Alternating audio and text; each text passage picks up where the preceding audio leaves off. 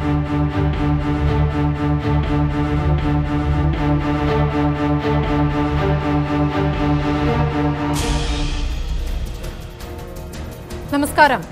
ലോക്സഭാ തെരഞ്ഞെടുപ്പിൽ എൻഡിഎ കേരളത്തിൽ ഭൂരിപക്ഷം നേടുമെന്ന് ബിജെപി അധ്യക്ഷൻ അമിത് ഷാ പറയുന്നു.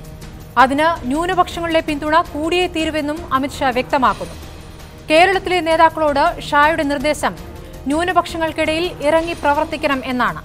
ക്രിസ്ത്യൻ, മുസ്ലിം, ദളിത് വോട്ടിനായി കർമ്മ പദ്ധതിക്കാണ് പാർട്ടി അധ്യക്ഷൻ രൂപം നൽകുന്നത്. യു പിയിലെ കശാപ്പിന്റെ ചിത്രം കേരളത്തിലെ സാഹചര്യമാണെന്ന കള്ളം പ്രചരിപ്പിക്കുന്ന നേതാക്കളെ വെച്ചാണോ അമിത് ഷാ ന്യൂനപക്ഷ വോട്ടെന്ന അമിത മോഹത്തിന് ഇറങ്ങിത്തിരിച്ചിരിക്കുന്നത്?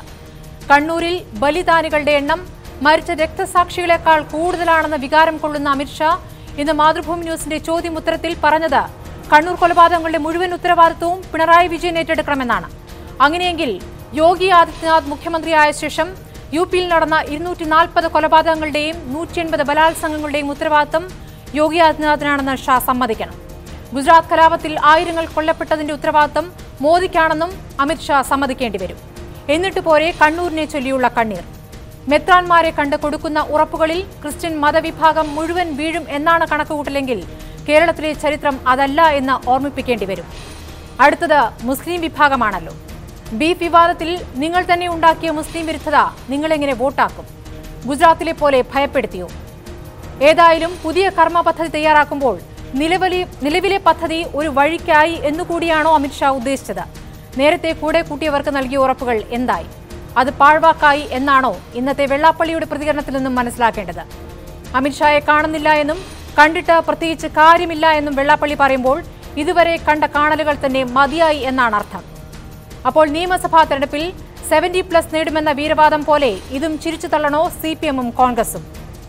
പക്ഷേ ചിരിച്ചു തള്ളണോ ചിന്തിച്ച് പ്രതിരോധിക്കണോ എന്ന് ഇരുകൂട്ടരും ആലോചിക്കണം. കാരണം വടക്കിഴക്കൻ സംസ്ഥാനങ്ങളിലും ഗോവയിലുമടക്കം അമിത് ഷായുടെ പരീക്ഷണങ്ങൾ വിജയം കണ്ടിട്ടുണ്ട്.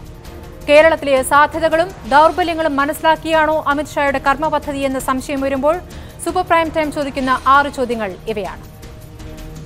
1. കേരളം പിടിക്കുമെന്ന അമിത് ഷായുടെ അവകാശവാദം അതിരുകടന്ന ആത്മവിശ്വാസമോ? 2.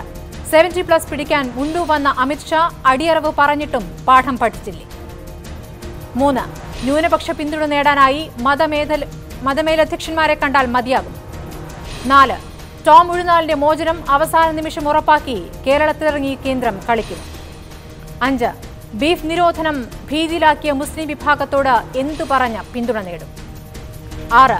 ന്യൂനപക്ഷങ്ങളിലേക്ക് നേരിട്ടിറങ്ങണമെന്ന അമിത് ഷായുടെ ആഹ്വാനം BJP നേതൃത്വത്തിന് ബാധ്യതയാകുമോ?